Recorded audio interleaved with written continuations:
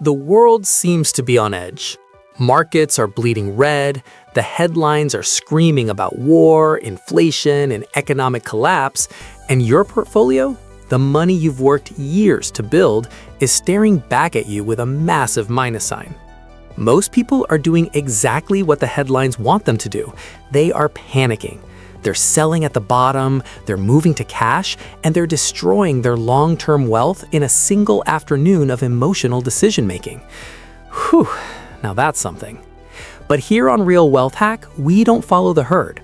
While everyone else is focused on short-term survival, we are focusing on long-term dominance. A market crash isn't a tragedy, it's a transfer of wealth. But you only get to be on the receiving end if you have a plan.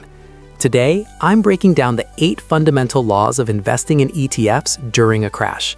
These aren't just theories, they are the battle-tested strategies used by the world's top 1%, and, of course, myself, to turn volatility into a fortune. And hey, pay close attention to number 5. It is the single most important rule on this list if you want to retire early or avoid being broke later on. Let's dive in. Rule number 1. Stop trying to predict the exact bottom. It is the most dangerous game an investor can play.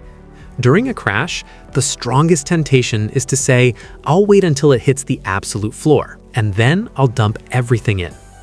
Now here's the reality. No one, not Wall Street, not the algorithms, and definitely not the gurus on social media and YouTube, consistently identifies the bottom in real time.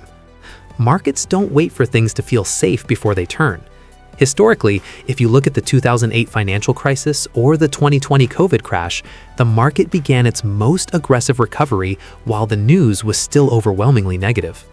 By the time you feel certain that the worst is over, the market has usually already recovered 15 to 20%. Waiting for certainty is just another word for missing the opportunity. If you wait for the bottom, you end up in analysis paralysis. You watch the market drop, then you watch it bounce, then you tell yourself it's just a dead cat bounce, and you wait for another drop that never comes. Instead of seeking precision, seek participation. It is better to buy a great asset at a 30% discount today than to wait for a 40% discount that might never happen. Precision is for gamblers. Participation is for wealth builders. Number 2. Protect and then weaponize your liquidity. Most people think of an emergency fund as a defensive tool, something to pay the rent if things go south. And that's true. But during a market crash, liquidity is your greatest offensive weapon. If you are investing money that you might need for bills in 6 months, you are setting yourself up for failure. Why? Because when the market drops, your survival instinct will kick in. If your rent money is tied up in a stock that just dropped 40%, you will feel a physical need to sell to protect what's left. This is how temporary market volatility becomes a permanent capital loss. Before you get aggressive in a crash, ensure your fortress is built. You need a cash reserve that allows you to sleep at night. In the investing world, cash is often called dry powder. Once your survival is guaranteed, every extra dollar you have becomes a soldier you can send out to capture assets at generational discounts. Liquidity doesn't just reduce stress, it gives you the power to stay irrational longer than the market can stay volatile. When others are forced to sell to cover their lives, you are the one standing there ready to buy. Rule number 3. Focus on quality, not just the sticker price. A market crash is like a massive clearance sale, but you have to remember that some things are on sale because they are broken. Just because a stock is down 80% doesn't mean it's a bargain. It might be on its way to zero. In a high-interest, high-tension environment like we see in 2026, the companies that survive and thrive are those with fortress balance sheets. We're looking for high cash flow, low debt-to-equity ratios, and a competitive moat that no war or recession can touch. Think about the companies that provide the plumbing of the global economy, the ones that people will still be using 10 years from now, regardless of geopolitical shifts. During a crash, speculative assets and hype stocks are the first to die because they rely on cheap credit and investor optimism. When those dry up, the company collapses. Don't chase the biggest percentage drop. Chase the highest quality business. You want to buy the Mercedes of stocks at a Toyota price, not a broken car just because it's cheap. Rule number 4. Use structured allocation to remove your human brain from the equation. Your brain is hardwired for two things: fear and greed. Neither of those is good for your bank account. To win, you need a system that overrides your emotions. This is where rebalancing comes in. Let's say your target is 70% stocks or ETFs and 30% bonds or cash. When the market crashes, your stock portion might drop to 50% of your total portfolio value due to the price decline. A structured plan forces you to sell some of the safe assets, the bonds or cash that held their value, to buy more ETFs to get back to your 70% target. Do you see what happened there? The system forced you to buy low without you having to make a brave or scary decision. You aren't betting on a recovery, you are simply following your predetermined proportions. Structure creates discipline, and discipline creates wealth. If you don't have a target allocation, you aren't investing, you're just reacting to the wind. Now we come to rule number 5. This is one of the most important part of this entire video. If you take nothing else away from this session, listen to this. Systematic investing is your master key to wealth. In a crash, your instinct will be to stop your monthly contributions. You'll say, "I'll just wait until things settle down before I put more money in." That is the single biggest mistake you can make. When the market is down, your dollars are more powerful than they have been in years. This is called dollar cost averaging. I'm sure you know this. This isn't your first time hearing this, but you need to take a precise action for real this time. Let's look at the math. If you invest $1,000 a month when an ETF is at $100, you get 10 shares.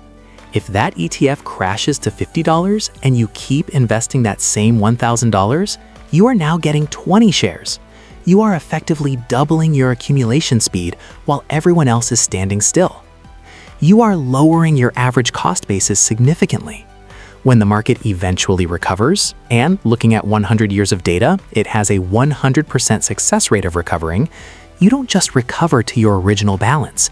Your portfolio explodes because you accumulated a massive mountain of shares at the bottom. Consistency is the cheat code of the stock market. While others are frozen in fear, you are systematically building a legacy. This is honestly how ordinary people become millionaires. That's the real shortcut to wealth. Don't break the chain. Keep your contributions running, even when it hurts to look at the screen. This is where the real money is made. Number 6. Start thinking in decades, not days. The headlines are designed to make you feel like the world is ending today. Markets tumble, conflict escalates, economic collapse imminent. These headlines sell ads and generate clicks, but they don't help you build wealth. If you look at a chart of the stock market over the last century, you will see the Great Depression, World War II, the Cold War, the 1970s stagflation, the dot-com bubble, the 2008 crash, and the 2020 pandemic. On a daily chart, those look like catastrophes. On a 20-year chart, they look like tiny blips in an upward climbing mountain. When you zoom out, your perspective changes. Volatility is just the fee you pay for long-term returns. If your time horizon is 10, 20, or 30 years, what happens this week or this month is statistically irrelevant to your final outcome. Stop checking your portfolio every hour. Stop letting people who are paid to be dramatic influence your financial future. Give your investments the one thing they need most: time. Rule number 7. Avoid the leverage trap. In a bull market, everyone feels like a genius using margin or borrowed money to multiply their gains. But in a crash, leverage is a death sentence. When you invest with your own cash, you can afford to be patient. If your stock drops 50%, you can simply sit and wait for it to come back. You own the asset. But if you are using leverage, the bank or the brokerage can trigger a margin call. They will force you to sell your assets at the absolute bottom just to pay back the loan. Leverage takes away your ability to be patient. It turns a temporary paper loss into a permanent, realized loss. During times of geopolitical tension and high volatility, debt is a weight that will pull you under. Keep your positions sized correctly, sleep well at night, and keep your leverage at 0. Control is the most underrated part of risk management. If you don't control your exit timing, you don't control your wealth. Finally, rule number 8. Understand the fundamental difference between volatility and permanent loss. This is another important part of this video. Listen, volatility is the price moving up and down. It is uncomfortable, it is noisy, but it is not losing money unless you sell. Think of it like a house. Your house can go down in value on paper according to the market, but as long as you are living in it and don't sell it, you haven't lost a dime. The same is true for high-quality ETFs and stocks. Permanent loss only happens in two ways.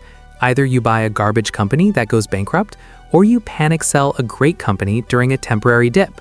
If you own the S&P 500 or a broad growth ETF, the only way you lose is if you let the volatility trick you into hitting that sell button. Stay rational, stay disciplined. Remind yourself that a red screen is just a temporary state of the market, not a permanent state of your destiny.